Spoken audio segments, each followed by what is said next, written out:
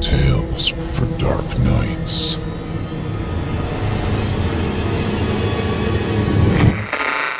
Want to make sure you never miss a Chilling Tales for Dark Nights video again? Be sure to subscribe and hit that bell to turn on notifications. Hello, folks. Wow, is it really August? Time sure flies, but not to worry, because that just means that there's always something new to listen to in the chilling entertainment family of shows. Don't miss the latest episode of Horror Hill with Eric Peabody, with new episodes premiering Thursdays. And of course, don't forget Fear from the Heartland with Paul J. McSorley, Chilling Tales for Dark Nights, and Drew Blood's Dark Tales. You can find them all at simplyscarypodcast.com, on YouTube, or your favorite podcasting service. Or be sure to visit the chillingtalesfordarknights.com website and become a patron and hear extended episodes from our vast audio archive. Slow down just a little bit and join us for a scary good time. We're waiting for you.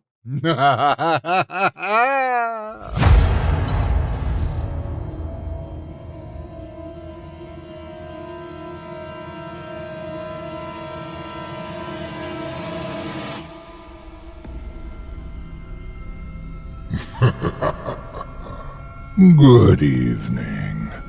I'm storyteller Otis Jiry, and I ain't your grandfather. From where I'm from, we don't do bedtime stories. And if that's what you were expecting, you're in the wrong place. If it's terrifying tales you're after, well then, I've got just the thing. Get comfortable, settle in, turn off the lights, if you dare. Your night is about to get a whole lot darker. Who needs sleep anyway?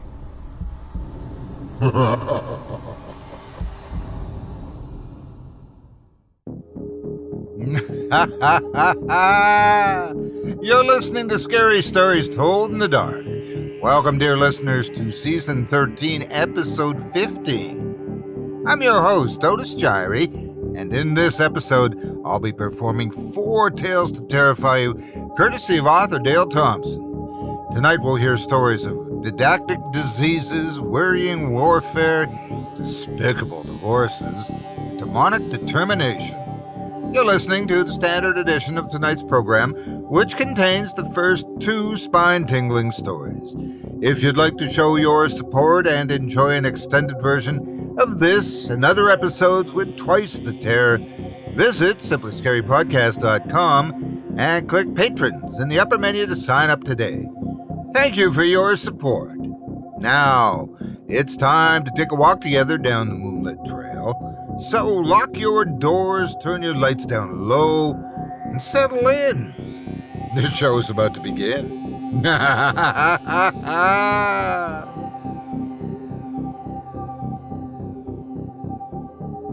Point of view is everything.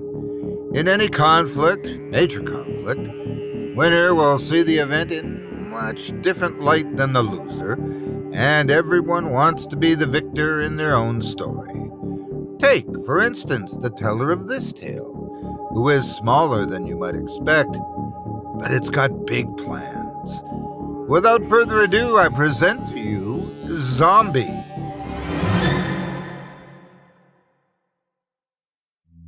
What am I? Who am I?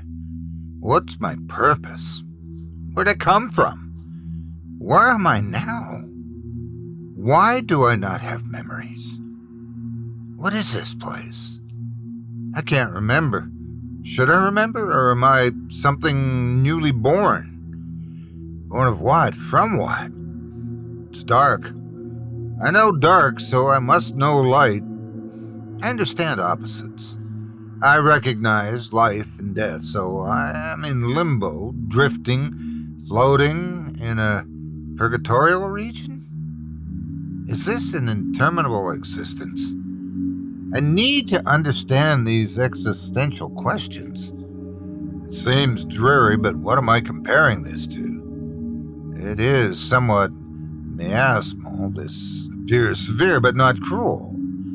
I get the feeling I'm deep somewhere. There's oppressive weight over me. I don't know what I am to feel like, but I know I'm not feeling like myself. I feel hijacked, like something is forming inside of me that I have no control over. An unbreakable tubular scaffolding is formed within and around my muscles. Self-propagation and dispersal are thoughts I'm unfamiliar with. My bones ache as if crumbling beneath the outer layer. I must find someplace warmer to go. I'll migrate, following what I assume are heat waves. I seem to be guided by sensors. I'm ascending to a heat source. I'm an ant. I remember now. I'm an ant. I must sink my jaws into something to eat. I'm feeling weak. I'm growing weaker. Here, I got it. I'm fainting. I must hold on. Where am I? I remember I'm an ant. I must have fainted. My body feels shriveled like a corpse. I feel tremendous pressure on the base of my head. I'm cringing with an eerie agitation, not knowing what's happening. I seem to have lost control, become immobile, paralyzed, a stiffness with no real awareness of myself. I'm having thoughts as if something is thinking through me. I hear a distant pop, and now I jettison through the air. I see my body below, a hole in my head. I've exploded grotesquely out of my own body. What am I? Have I just experienced incubation? I've been expelled, thrust out beyond the limits of my physical form. Was I dead long before I realized it? I hope this isn't contagious. I didn't know I was sick. Something dug its way into my brain, burrowed itself deep within, and like some sort of alien has used me to launch itself out into space. I don't know where I'm traveling now. I'm still spinning somewhat and moving at a high rate of speed. I was conscious. I was experiencing behavioral manipulations, but I assumed it was something like a chronic cold. Now there's nothing left of who and what I was. I now realize I was being controlled to find a more humid area, to attach myself to a leaf and assume an abdomen up death pose, and wait for this alien intruder to wiggle its way through my entire frame and grow inside of me until my body, as host, could no longer contain him. I'm drifting down now. I have a horrible desire to feed and to sleep. Down, down, down, losing speed and altitude. I have no control of velocity or descent. I see people. It looks like the wind is carrying me toward a group of humans. I'm on a trajectory straight for one of them. I feel a prickling throughout whatever I am, like something rising from dormancy. I'm going to crash into the man's face. It's impossible to avoid. I'm unable to even close my eyes. I see it coming closer and closer, unavoidable, impotent to reroute, darkness engulfing me. Outer darkness of moist membranes, and I'm now sliding, struggling in my mind, but whatever I was on the outside would not react or be influenced by my will. There's a tremendous amount of air, inhaling, exhaling, and I seem to be stuck to a wall at the moment. Now that I think about it, I know where I am. I see a hint of light above me, but I'm lodged deep into this sticky cavity. I really need to feed. Have I become a virulent pathogen? Am I no longer an ant? I have no tendencies of an ant. I no longer seek adventure. Exploring is out of the question. And I have no desire to actively forage. I'm not interested in building or burrowing or digging or even gathering.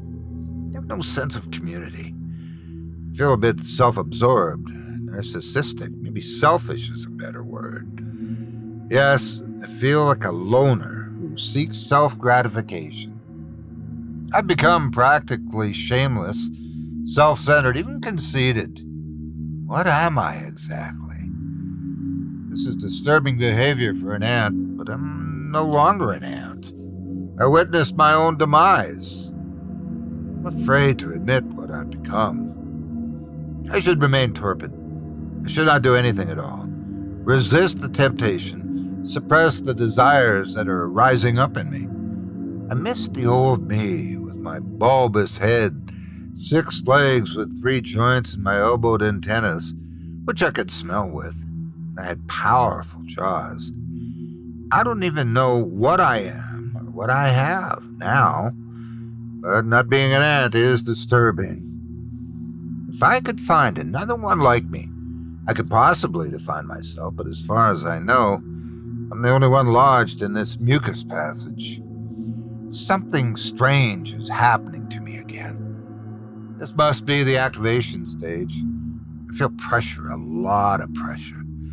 It's pushing and tugging and wiggling inside of me. I'm unable to find relief. Something's taking place.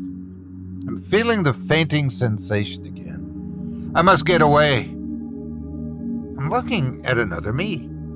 Whatever just happened is over.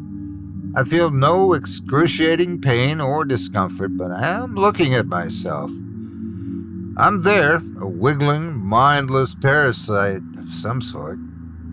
We're communicating, but I don't know how this is possible. We've decided to move from our location. The other me is helping me dislodge, and I do so.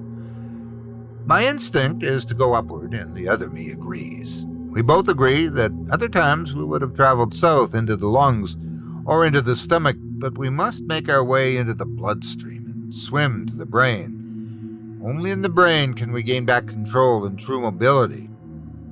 We'd go through the olfactory nerve connected to the sense of smell. As horrifying as this sounds, well, we've agreed to take over the host body. We've gone into survival mode. Together, we were absorbed into the bloodstream and then swam through the blue veins to induce him. Strange thoughts, riveting ideas, positioning ourselves more awful than the deepest black. It wasn't complicated, but indescribably grievous, for we instantly began to feed on the tender fat brain matter. The host knew nothing of this, or he would have been screaming out with blended notes of anguish and groaning like thunder. Yet there was no piercing cry or painful shriek. We were obviously feeding unnoticed without turmoil or disruption. Our intention was strictly survival, and without observation, the two of us multiplied. I felt like a father, yet these were not my children, not my offspring, for they were me, exact replicas. We needed not to learn or to be educated. We simply needed to exist. And what we were drove us, commissioned us, compelled us. We were the chosen ones, expanding our territory, taking more ground like a vast, insurmountable army without resistance. Now we'd rob the ingenuity of our host's intellect and incorporate it within ourselves, and we would thrive from it. Having taken over the mind of our host, we would grow stronger and more formidable, controlling him to do our bidding. Our host metabolism was changing as we secreted castrating hormones into his brain. We had no need for communication, no reason to dialogue, for we were one thought. We didn't know what the host was thinking. Soon his heart and his desires would be what we dictated. In order for us to live, our host must survive. Our self-preservation is our greatest commitment. We don't need his permission or cooperation. Nothing is demanded of us. We're the predators, the decomposers.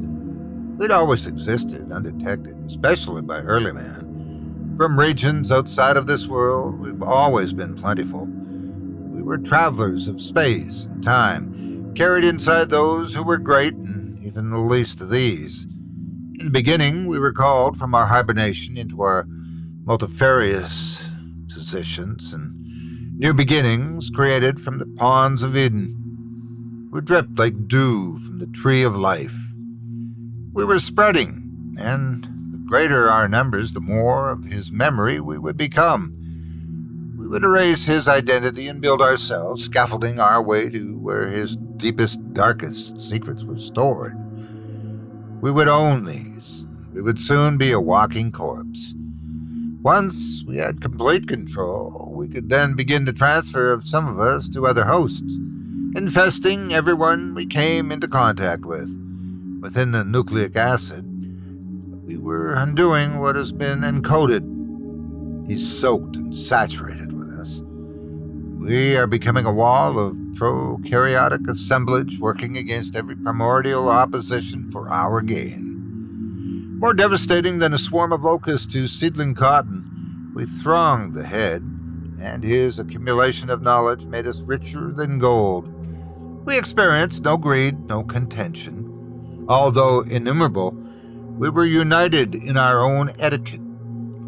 Regardless of his best efforts to save himself, it was unfavorable. We were his undiagnosed malignity. We were significantly more potent than first suspected, and soon our host would let out a derisive howl, for which she would be told we were fatal. Infestation was protracted, but we didn't allow the length of time to deter us. We were so supernaturally high. It was amazing. We carried on. Industrial in unspeakable satisfaction, we'd weathered it all without impediments. It belonged to us. We indulged on what made us fat. The great malady had come for our host, and he sought medical attention, but it was far too late. Dire were the words we now understood from his doctor, ringing in our new sense of human hearing. We were causing him mental friction, exposing him to genetic mutations. We'd harnessed his nervous system and swelled our territory like long fingers, probing our way as we ate of his flesh. We were his contagion and sought transference to pass along to other hosts this gift of immortality. Unstoppable, the comedy of speculative logic and preparatory functions were all blocked by our advancement. The medical world, in which our host had now entrusted his care, would quickly realize we were malignant in intent and could not be driven out through discussion or conventional means. We don't negotiate terms. We make no treaties or sign any deals. Our capabilities are endless. We always live up to our appellation. Our name is synonymous with pandemic, apocalypse, mortality. We are legion. We are many, yet united as one. When our host becomes as ravenous for flesh as we are, he will not be able to resist. He may fight the initial urge, but he'll give in. Resistance is futile. We're in too deep. When his starvation becomes unbearable and he needs raw meat, even his children will not be safe. He'll show no prejudice or discrimination. Everyone will be fair game. He'll be void of sympathy, and his apathy will vanish as if he'd never known mercy. The lines of his morality, right and wrong, good and evil, truth and lie, will be erased, and he will have no conscience to deal with.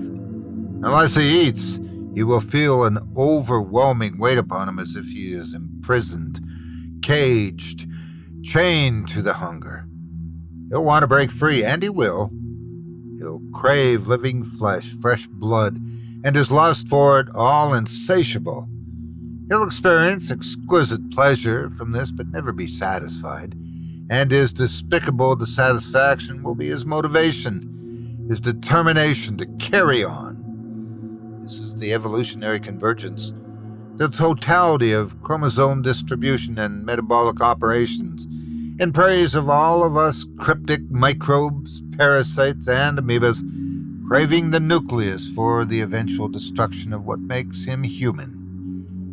We didn't count the days, for we did not rest. time came when full functionality was achieved and we were the man. We had tapped into his central nervous system, diseased his blood, and melded ourselves into his DNA.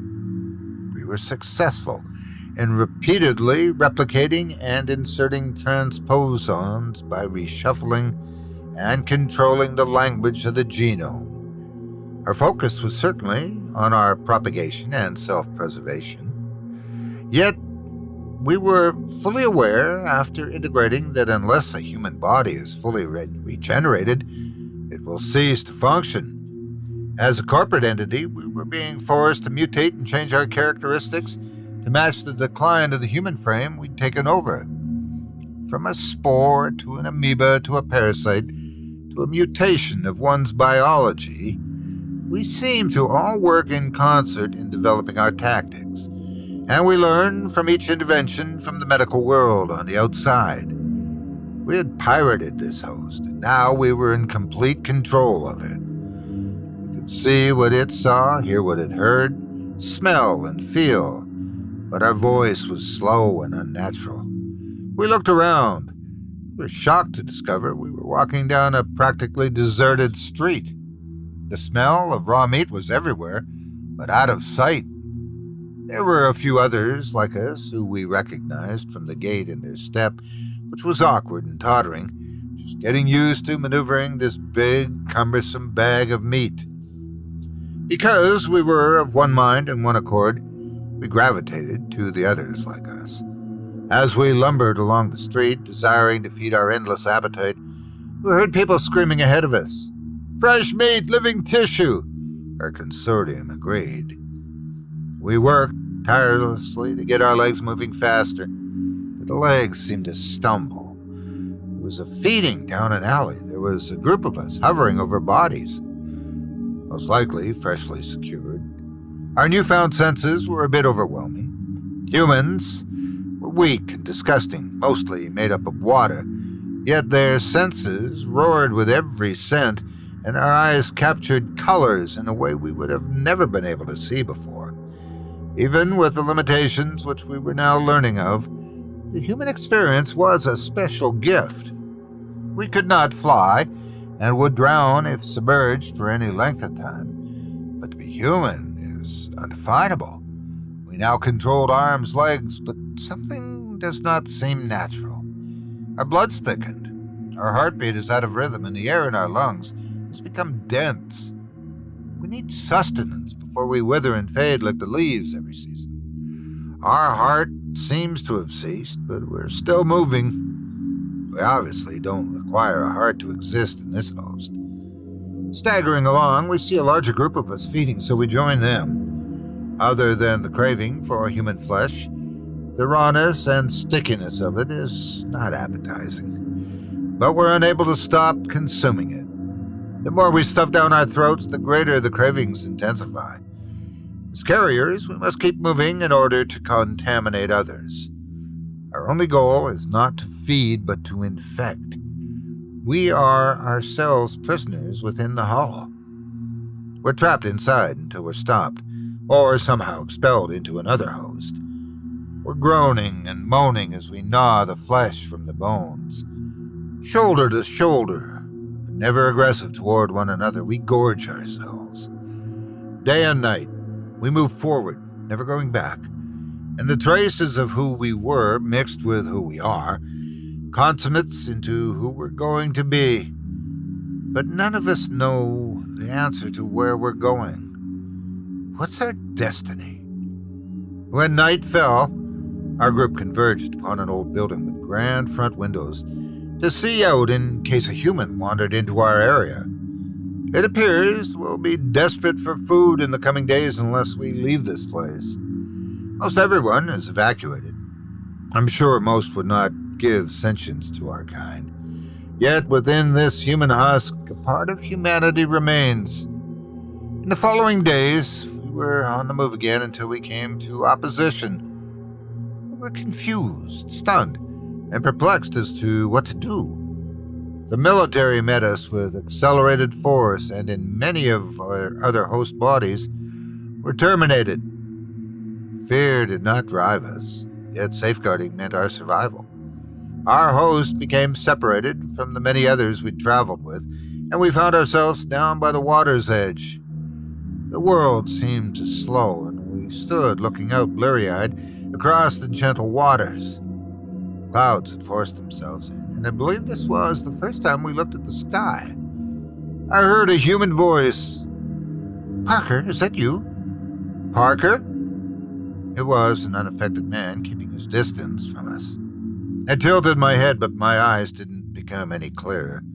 I never knew the host's name, so maybe we were called Parker. "Did they get to you, buddy?" "Oh, Lord, I'm so sorry," the man sincerely said as he carefully took a step back. Instinctually, I moved forward. He looked tasty, and since our dispersal at the hands of the military, I'd not fed. "Parker, you stay right there, man. I don't want to be the one who does it, cut you down. Just wait," the man nervously ordered. We were unable to speak to him. Our language skills only made grunting sounds with guttural moans. He seemed harmless, and if he ran, we knew we would not be able to catch him, so we tried to outthink him.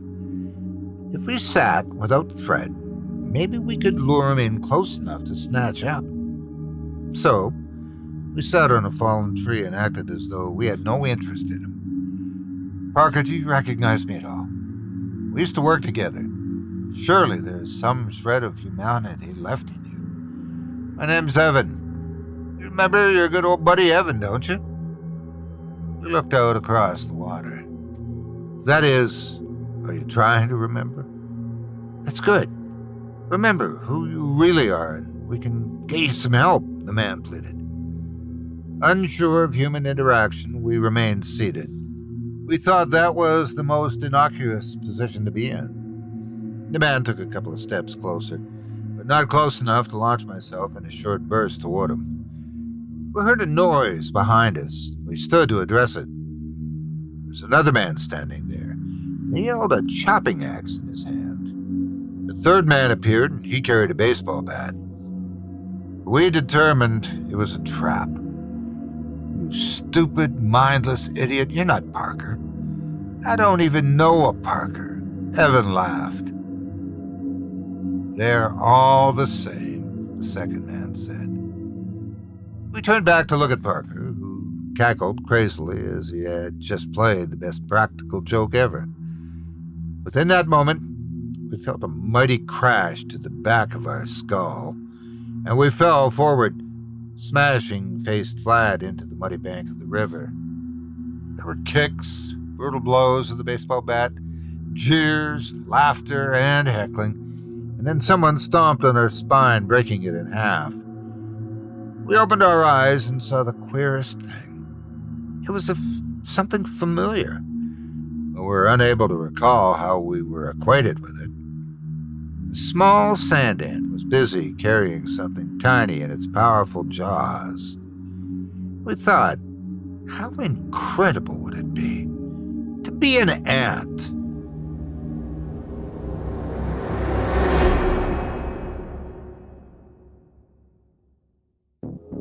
I hope you enjoyed Zombie by Dale Thompson, as performed by yours truly. If you enjoyed that tale and would love to read more from tonight's very talented feature author, you can help support him by visiting simplyscarypodcast.com/Thompson. That's simplyscarypodcast.com/THOMPSON. Be sure to check for his numerous tales in prior episodes of this show, and also be sure to see more of him on his YouTube channel. Thanks again for your support of this program and of tonight's featured author. How the mighty rise from humble beginnings and go right back on back. Like Icarus, our little friend flew just a little too close to the sun. But I don't think Icarus was known for eating everyone he knew on the way back down. War is hell. Everyone knows it, everyone says it, but sometimes it's hard to tell when war ends and when the hell part truly begins. Maybe the soldiers in this tale will figure it out before it's too late. For any of them. Without further ado, I present to you no man's land.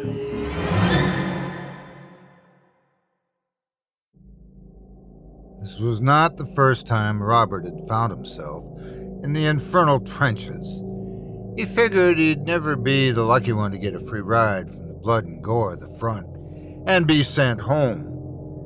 Being afraid was easy for him. If you were fearless, you were probably dead. Every gung-ho teenager that ever charged the enemy was either dead, wounded, or rolled up into a ball in this hellhole sucking his thumb. Robert had never been brave. From day one of his tour of duty, he shook in his bones with dread.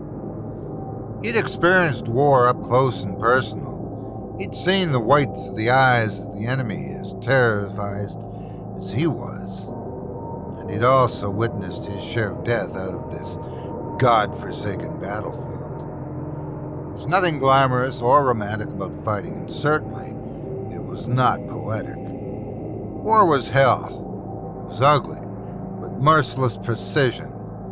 It took aim, and in one swoop, if you were near it, it latched on and dragged you into its violence and hostility. Everywhere he looked, war and the remnants of war surrounded him. The casualties of war were mostly young, Robert's age, and he knew most of them by name. The unit became a tight-knit group of soldiers when the shelling started. Robert looked older than he was. War will do that to you. Age you, harden you, cripple you. He turned 21 just a week prior. He celebrated his birthday with bullets flying by his head, the sulphurous smoke of gunpowder filling his nose and practically going deaf because of the concussions of the shelling. His birthday was the day of the largest battle when the enemy had made a huge push. It was also the day Jim got killed. Robert saw Jim fall and prayed. "No, not Jim," he cried out, but no guardian angel intervened. Jim meant a lot to Robert. They attended the same high school together, played on the school's varsity basketball team. The two of them had shared a lot of memories and had become even closer, serving together from boot camp up to Robert's 21st birthday when Jim lost his life. Robert didn't know how he felt about returning home without his friend. The survivor's guilt already ate at him feverishly. The likelihood of any of these young men returning home was low, but no one talked about it or admitted it to anyone, even themselves. What was keeping morale stable was the dreams of home and the absence of war. There were no promises of tomorrow or reinforcements. It was just the moment they were trying to survive in. Potentially, he could be shot by a sniper or succumb to the frequent nerve gas attacks. He could get called up for a recon mission or to rescue another soldier who was alive but trapped out in no man's land. This was the disputed land between Robert's forces and the enemy's, and was policed heavily by both sides. It was truly the killing fields. Chances of navigating it with deep crater-like holes from bombardments that were filled with sludge and water were zero. It was nothing less than quicksand in spots. The thick, black, sticky mire had a grip, and once it locked in on a person, they would slowly sink, being consumed and sucked down into this heavy, muddy gunk to disappear in and die in suffocating fashion or drown. The terrain in no man's land had been shredded and torn to bits by the ravages of battle. The vegetation, grass, and trees had all been destroyed. Other than the muddy bogs, any man stranded out there would have to navigate a network of barbed wire, landmines, and artillery fire. If a person found themselves alone out there, they were terrifyingly alone. There was always an expectation the enemy might attempt to overrun the established position where Robert's unit had dug in. They could attempt this in a number of ways, more than likely, but it would be a full-out charge by the enemy. Tanks would find it difficult to manage the mud, but it wasn't an impossible proposition. Robert didn't want to be a hero or a casualty. He just wanted to survive the war. He wanted to be more than a set of dog tags sent home to his parents. Between the noise of gunfire, trench foot, the cold, the rain, the lice and everything he wore, and the potato water they called coffee, what was most disturbing were the screams. This was an alien landscape to Robert. It was no different being on another planet because this was about as foreign to him as it got. He'd done his most to acclimate to the conditions, but daily things would change. So routines, activities, the way engaged the enemy would have to be altered. One either kept up or fell behind. Anyone not paying attention would soon be dead. Survival was as much instinctual as it was applying what they'd been taught in their weeks of training and preparation. But nothing could prepare for this magnitude of horror. Robert was huddled in the trench next to Tony and Stephen. They had a small fire burning and were attempting to thaw out. Night was falling, and it was one of the most dangerous times because it was a clear sky, flecked with stars and a bright moon, which acted as a spotlight on their position. The reminder of keep your heads down echoed throughout the unit. Any man foolish enough to raise up and show his head to the enemy was going to lose it. It was freezing, Stephen said, stating the obvious. Yeah, no lie there. I think I'd rather be fighting than sitting, Tony added. Not me, Robert said. I'd rather be on a beach in the sun in Florida. Yeah, too much sun's not good for you, reminded Tony. Bacon's not good for you, but I love it, Robert said. You say cigarettes will kill you, Stephen said as he lit one up. My grandfather smoked ever since he was 8 years old, and he's still alive today at the ripe old age of 92, Robert boasted. Must be good genes. Tony fanned the smoke from the cigarette from his face. I know something which will shorten your life even more than all of that, said Tony. Yeah? What would it be? Robert slipped his gloves on after warming his hands. War, laughed Tony. You ain't lying there. Robert leaned back against the mud wall. I don't see any of us getting out of the trenches this time, Stephen remarked gloomily. Remind me not to use you as a motivational speaker, Robert laughed. Think about it. Does any of this even seem real? How many times do we have to repeat the same old scenario? Stephen wasn't laughing. I don't know about you, but I'm going to win this war, find myself a girl, get married, have some babies. Those babies are going to grow up and give me some grandkids, Robert announced. Well, I wish you the best. Remember me when you come into your kingdom. Stephen seemed to be reflecting. There's your dreams, gents, because one day it might be all we can remember. I blame our fathers, Tony said, becoming morose and sullen. Robert inquired why would he say such a thing. We wouldn't even be here in this eroded, desolate kill zone if our fathers would have made peace in the past. Tony looked down into the ditch.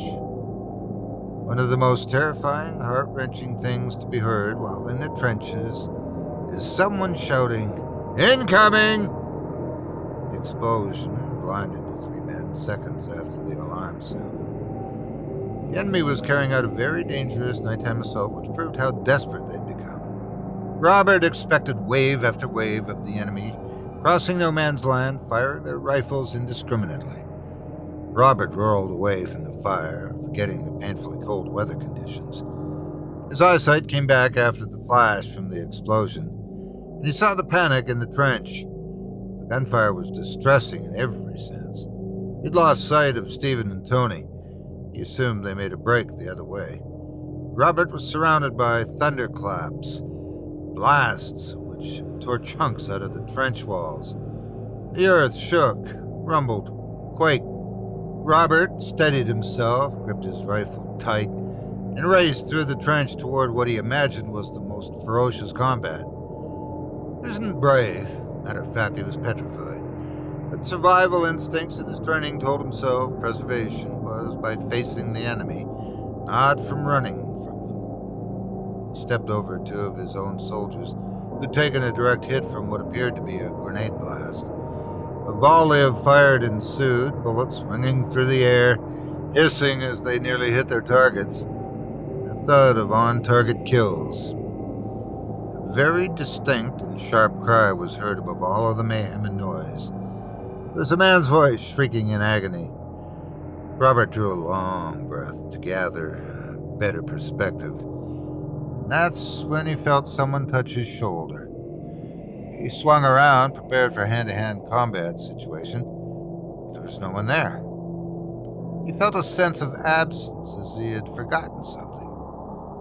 A flash of light lit up the battle, as if the sun had redirected all of its light upon the battleground. A piercing ringing went cleanly through Robert's ears, causing complete deafness. He felt the shockwave of the blast. It smacked him hard into the muddy trench, face down. Stunned, having lost some of his senses and all of his bearings, he crawled like a wounded animal through the sloppy, cold cesspool. Using muscle memory and reflex, he resorted to his primordial behavior and made it to his feet.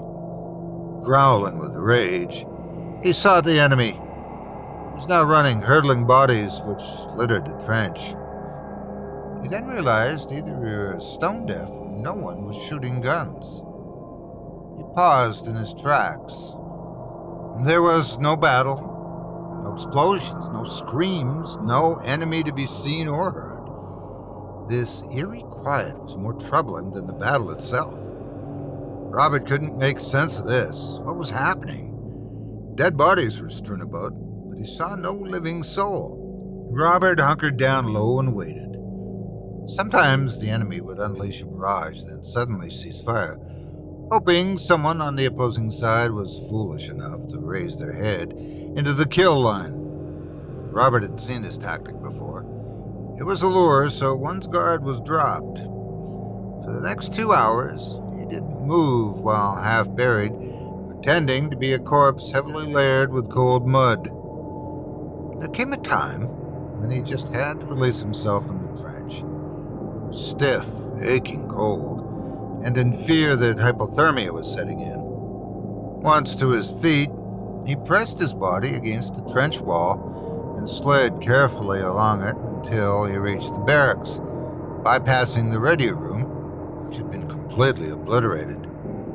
Nothing seemed to be stirring anywhere outside.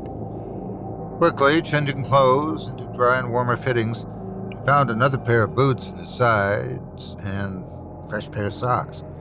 He felt like a new man.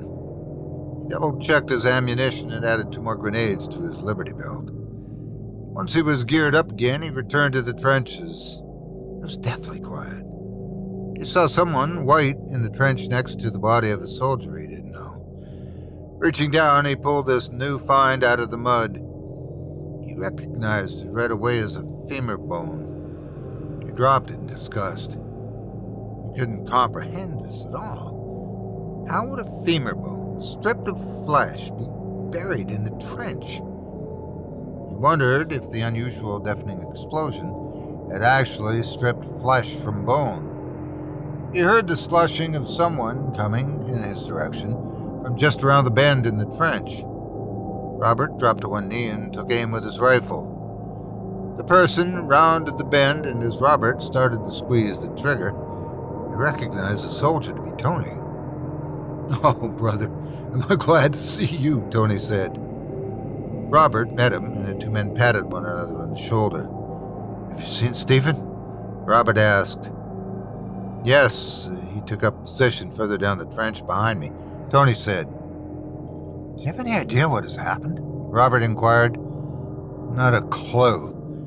Everyone appears to have died in the flash explosion, except the 3 of us. We found something you need to see."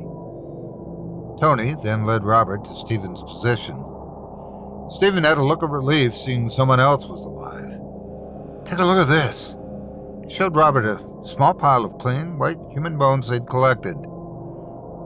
"I found the same thing," Robert shared. "Weird." Tony grimaced. "These are not fresh bones. These are buried bones, not shattered bones," Robert said, as he examined them. The 3 men were overwhelmed without explanation. They refused to speculate about their find, and even more pressing was what to do next. They didn't know if the enemy had been decimated or if they were regrouping for another devastating attack. This was confronting horror on an unimaginable scale. They didn't know what sort of atrocities to expect if they left the trench. Would there be more shocking and unexplainable images? It didn't matter. They had to move. Climbing up the trench wall, they had a better view of no man's land before them. Incalculable bodies from both sides speckled the landscape with splatters and pools of blood mingled in the soil. It was literally a cemetery of unburied, mangled bodies. What could have caused this? Tony asked, not expecting an answer. This was an indiscriminate slaughter. Whoever unleashed the weapon didn't care who died, Robert assumed. Experimental? Had to be a test of some sort. Think about it. How long have we been out here without relief? We became disposable, Stephen swore. Possibly, but if it is so, then whose side are we on? Robert posed.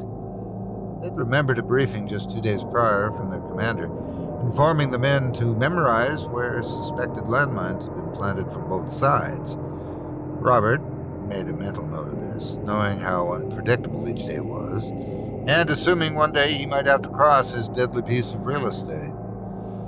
Tony spun around, completely startled. Did you hear that? The men dropped to one knee and raised their rifles. I didn't hear a thing. What was it? Stephen nervously asked. It was a whisper, as if it was someone standing right beside me. Tony answered. I didn't hear it, Robert admitted. Neither did I, Stephen concurred. You still hear it? Asked Robert. No, it's gone quiet. Tony strained to hear. Come on, don't let your imagination get away from you, Robert warned. Knowing this promised to be an excursion fraught with unexpected danger, the three made their way into no man's land and passed the first coiled barbed wire. To the left and to the right were impacted craters, deep holes, pock marks, and scarring upon the land. The dead, who'd taken cover during the battle, suffered sorely, laying bloated, dismembered, and shot to pieces. The three men determined that there were no obvious signs of life, nobody to rescue, no one left to save. Look here, Tony pointed out. He retrieved a radio from one of his own men. Must have been a communications guy, he said. Does it still work? The communications hut was completely wrecked, Robert said, without going into detail. Tony turned the radio on, and it was charged up and operational. He called into the radio. Mayday! Mayday! Can anyone hear me? There was static, gurgling, and in response. But it wasn't in English or German. The language was entirely foreign to them. It rattled off a couple of phrases, leaving the three men scratching their heads. English! Tony shouted into the radio. Again, there was this alien garble, which no one could understand. What do you make of that? Asked Stephen, looking at Robert. It's not a language I've ever heard. Forget it. Let's keep moving, Robert said.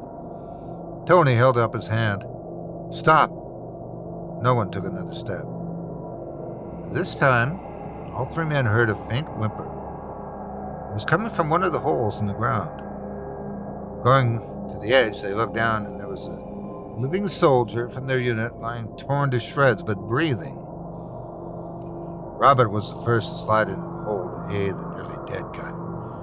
You're alive, soldier. Hold on. Robert said as he dug into his bag and found morphine. The soldier stopped him and said, Listen, save it for yourself. You might need it. I saw something before the explosion.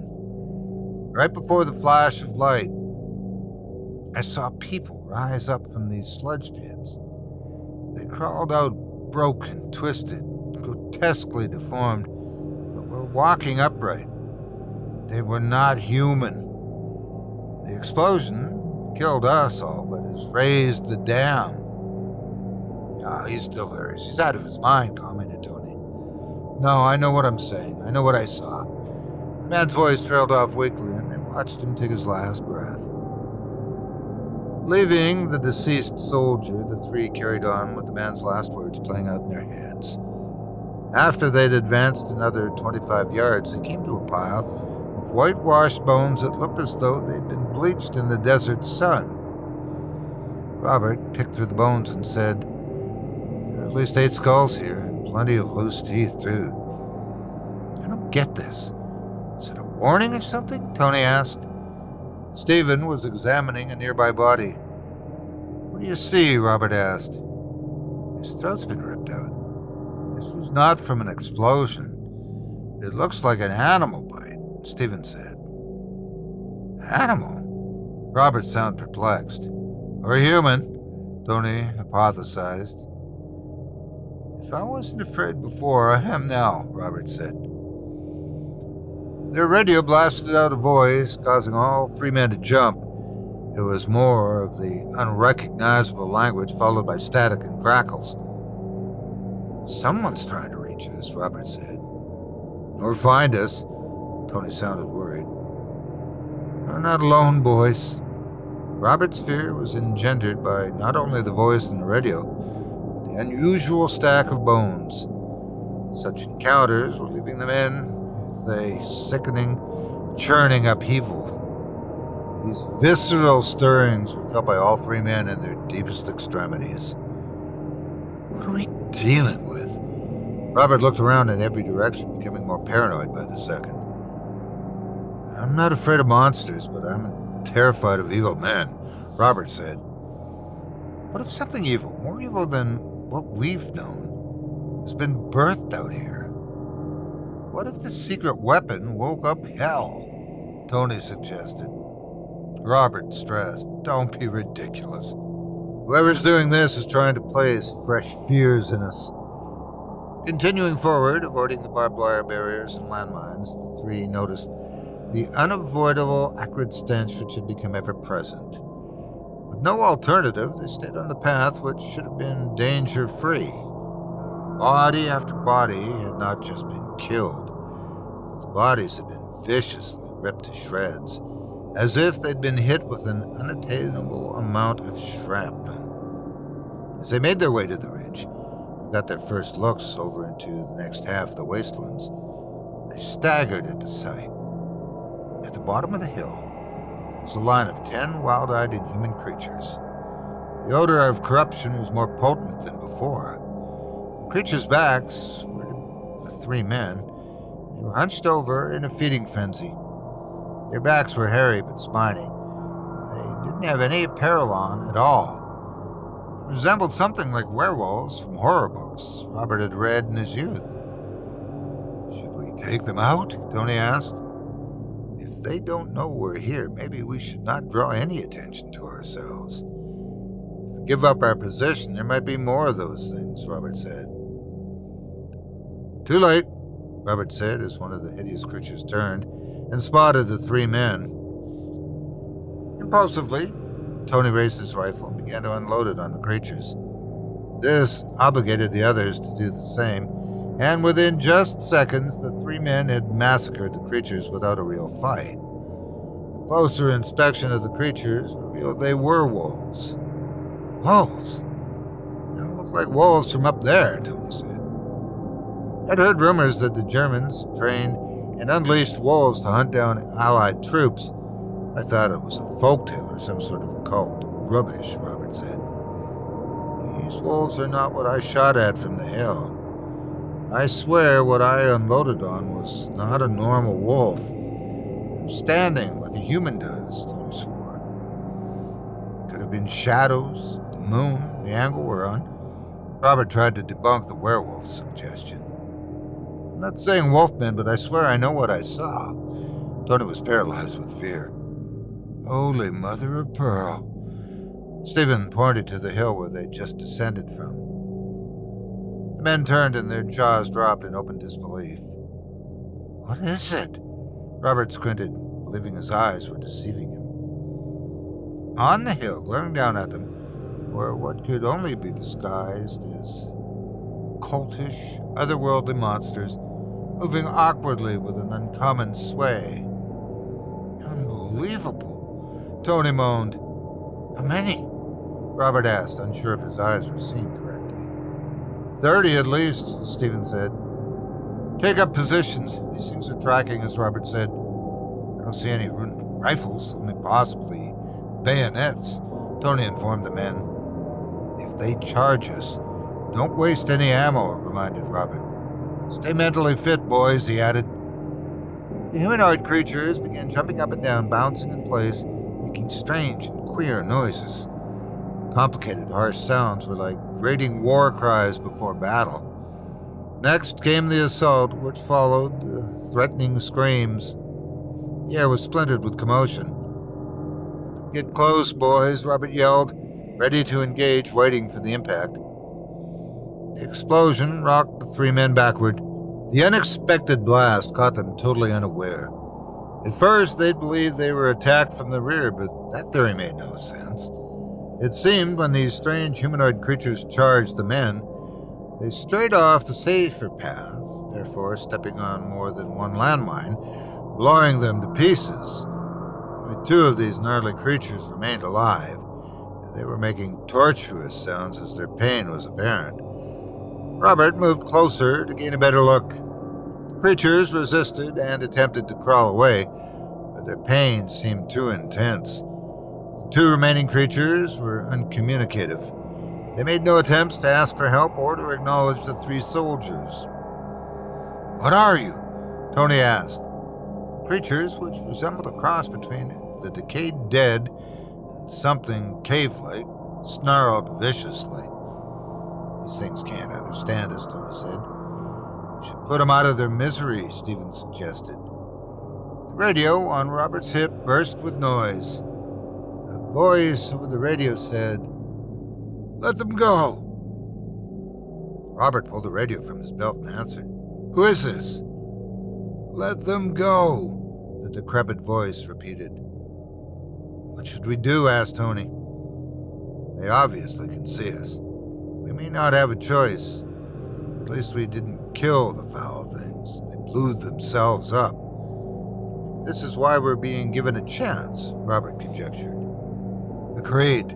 Let's just back away and keep moving, Stephen suggested. The three walked away from the creatures, looking back to make sure they weren't being followed. What Robert saw next was beyond imagination. From the ground rose these transparent, pale white, ghostly images, hovering and floating like waving bedsheets on the linen. Robert counted 4 of them. They swept up the dead and the 2 wounded creatures from where they lay, as if floating them in the air. They carried them, the 30 or so, up over the hill out of sight. What was that? Robert asked, unbelievable to his own eyes of what he was seeing. I didn't see a thing. What are you seeing? Stephen asked. I can't be certain what to make of any of this, but I'm having a hard time reconciling these recent events. We are either locked into the same dream, dying somewhere out there with them, having out-of-body experiences, or we're dead. And this could be hell. I saw ghosts, Robert asserted. Hell? I don't even believe in hell, Stephen said. You're kidding, right? Tony resounded spuriously. The only hell I've ever known is when I volunteered for the army, and ever since then, every day has been torture and suffering, answered Stephen. I can't disagree. I've been right there with you, brother. There's no other way to explain what's happening to us, Robert said. Do you believe we're dead? Robert asked, point blank. This is all wrong. I can't wrap my head around any of it. Look at the moon, for an example. Has either of you noticed it's in a fixed position in the sky and hasn't moved in the sky? The 3 looked up. I hadn't really noticed, but if this were hell, wouldn't we be attacked by demons? Those creatures are not my definitions of demons, Tony said. I can't go along with the demon thing either. The ancient demons of old are gone. They just moved from one page of folktales to the other until they moved off the page and were written out of existence, Stephen said. It appears you've given it a bit of thought. said Robert as he began walking again. Strictly speaking, hell, demons, God, just are impossibilities. There's no proof, Stephen said. So, we're here right now, experiencing this otherworldly evil, and you're in denial. What would you call this, then? Tony wanted to know. Well, it's not purgatory either. To say we're going through something paranormal is an invention defined by other things I don't believe exist. It's basically inventing a realm of non-existence, Stephen answered. Makes no sense, Tony said with an air of disdain for such thinking. Tony and Robert would have sworn that Stephen fell before anyone heard the rifle bang. Stephen was killed right there, right then. There was nothing either Robert or Tony could do to save him. The bullet went through the back of his head and came out through his throat, dropping his lifeless body without remorse. The other two soldiers took up concealed positions, not able to digest what had happened. Where'd it come from? Robert asked. I can't see a thing. There's no one there, Tony said as he scanned the blackened landscape. Whispers filled the air, 1,000 voices out of sync, whispering and hissing, disturbing the air and moving the fetid stench of death like an impenetrable, malodorous wall. With no apparent aim at all, Tony launched a grenade out into the open land, and the explosion produced no results. The whispers and hissing continued. Whatever you were trying didn't work, Robert said as his ears burned. The faceless voices carried on with their tormenting, serpentine language.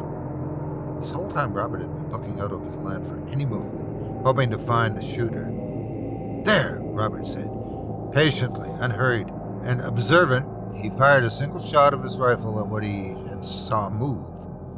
Did you get him? Tony asked. I got the middle one. There were 3. I'm not sure where the other 2 went. Robert and Tony moved in his direction, then he dropped the target. Taking their time with eyes wide open, the 2 moved into the area where Robert had dropped the man. They were not expecting what they came across. Lying on his side was Stephen, shot straight through the back of his head. Robert dropped to his knees, inconsolable. Words couldn't attain to describe his grief. They're messing with us, Robert. You didn't do this, Tony pleaded. The events since the flash bomb had taken their toll on Robert. He couldn't separate the 2 events of Stephen's death. In his mind, he had already incarcerated himself behind impenetrable walls of guilt. The great enmity was growing in his head like a dark influence. Help's coming, said Tony as he held Robert's collapsed body in his arms. The overhead light was incredibly bright, and when Robert awoke at first, he couldn't see past the glare. Soon, behind the glare was a team of doctors. When the light was pushed to the side, he was met with a smiling face, pleasant and notably wise-looking. I'm Dr. Matthews. You've gone through quite an ordeal. We barely got to you in time. I see by your chart you're a war veteran and you've seen a lot of combat. I'm grateful for your service, the doctor remarked. What happened was all Robert could utter. This is when he felt his wounds, his injuries, and heard the machines which he was connected to. Your throat will feel like sandpaper for a while. You were intubated for a couple of weeks. You're one lucky man, but you made the turn now and you're out of the woods. The doctor sounded optimistic. Robert wanted to know what happened. You suffered a fall. I doubt if you'll remember it because you suffered some brain bleeding. What's the last thing you remember? The doctor asked. I remember being on the battlefield, lost in some blackened wasteland, and shooting one of my own men by accident. I'm not really sure if it happened or not because I watched him die before I accidentally mistook him for the enemy, Robert said, drawing unclear pictures from his broken memory. Robert, how old were you when you fought in the war? Asked the doctor. I was 21. I just turned 21. I'm still 21, Robert said confusedly. The doctor put his head down and sighed. What is it, Doc? Robert, the war was long, long time ago. You've been suffering from memory loss even before you took a fall a couple of weeks ago. Robert, you're 81 years old. Your grandson and his wife brought you to the hospital when you fell at their house. Do you have any memory of the past 60 years?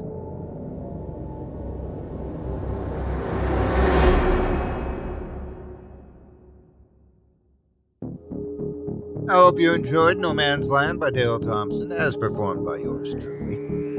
If you've enjoyed what you've heard tonight, I'd like to remind you one last time that tonight's featured authors can be found by visiting our website. Just visit simplyscarypodcast.com/Thompson. That's simplyscarypodcast.com/THOMPSON. YouTube's where you'll find most of what keeps him busy most days, but be sure to go back to our extensive audio archives if you'd like to hear more of his thrilling output. Thanks again for your support of this show and of tonight's featured author.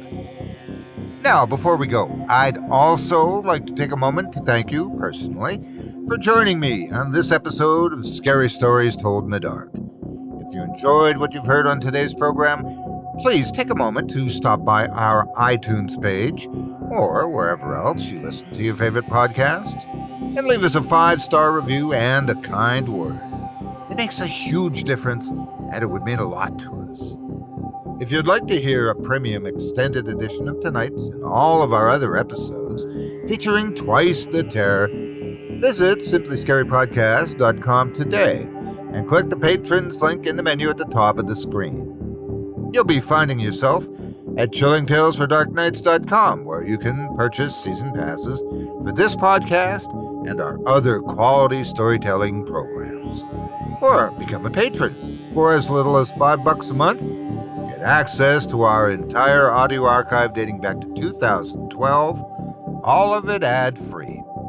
If you happen to use Facebook, Twitter, or X, Instagram, or YouTube, you can follow and subscribe to Chilling Tales for Dark Nights there, where you'll get all of our latest updates and new releases and have the chance to interact with us each and every week. You can subscribe to me on YouTube as well at the Otis Jiry channel, where you'll find releases of my series, Horror Storytime, dating back to 2014. And you can find me on Facebook, Twitter/X, and Instagram too. Just search for Otis Jiry.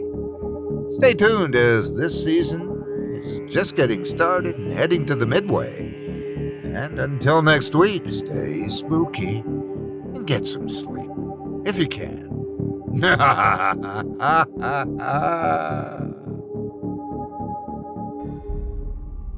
Thanks for listening. You've been listening to Scary Stories Told in the Dark, a production of Chilling Entertainment and the creative team at Chilling Tales for Dark Nights, and a proud member of the Simply Scary Podcasts network. Visit simplyscarypodcast.com today to learn more about our network and our other amazing storytelling programs. Tonight's program was hosted, and its featured stories performed by yours truly, Otis Jiry. Selected stories have been adapted with the kind permission of their respective authors. Original music provided by Luke Hodgkinson and Jesse Cornett. Sound design and final mixing and mastering provided by executive producer and director Craig Groshek. Program's artwork and logo by David Romero. If you're looking for some fresh tales on a daily basis while waiting for the next podcast, check out my YouTube channel, the Otis Jiry channel, and my extensive collection of narrated tales there. Simply search on YouTube by my name, and you'll find me. And don't forget to subscribe and press the bell notification icon to get my latest releases. Got a scary tale of your own that you'd like performed? I take submissions. Email it to me today at otis@simplyscarypodcast.com to have your terrifying tome considered for production in a future episode of this show. That's otis@simplyscarypodcast.com. If you've enjoyed what you heard on tonight's program and are joining us on your favorite podcast app, subscribe to us to be sure you never miss an episode, and leave a 5-star review and a comment. Your feedback means a lot to me. You can also follow Chilling Tales for Dark Nights and yours truly on Facebook to connect anytime and get the latest updates on this and other programs and my channel. If you're listening on the Chilling Tales for Dark Nights YouTube channel, do us a favor and hit the subscribe button and the bell notification icon for ctfdn as well to get more spooky tales from me and the crew and another episode of this program each and every Wednesday. And don't forget to hit that thumbs up button to tell us how we're doing and leave a kind word or a request. And don't forget to visit us at chillingtalesfordarknights.com and consider supporting the team by becoming a patron. In addition to helping us out, you'll get exclusive access to our audio archive and ad-free downloads of all your favorite stories, including those you've heard on this program. As for me, I'll be back next Wednesday with more terrifying tales to keep you up all night. But that's all right. Who needs sleep anyway?